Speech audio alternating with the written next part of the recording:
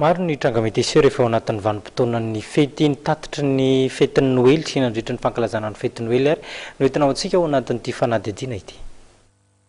Raha ny tatitra teo anivon'ny AGR Ampefiloha dia manodidina 700 ireo olona tonga tsapitena omaly andron'ny Noely. Valo ireo namoy ainy, vokatry ny aretina sy ny fihinanana sakafo voapozana ary tao ihany koa ny maty noho ny fisotroana toaka. Raha ho an'ny sampana famelonana manokana dia nahatratra 120 ireo olona tonga tao.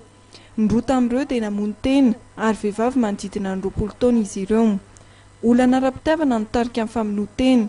Efa samy nahazo ny fitsaboana sahaza azy ary nalefa mody izy ireo. Ny telo kosa dia namono ainy noho ny fisotroana toaka be loatra. Saika ratra vokatry ny adiady, vono madinika ary lozam-pifamoivozana no nahazo ireo olona nentina tao amin'ny sampana famelomana ainy. Nisy tamin'ireo no efa nahazo ny fitsaboana ary nalefa nody. Nisy kosa ireo mbola nitazomina eny amin'ny hopitaly AGR Antrano.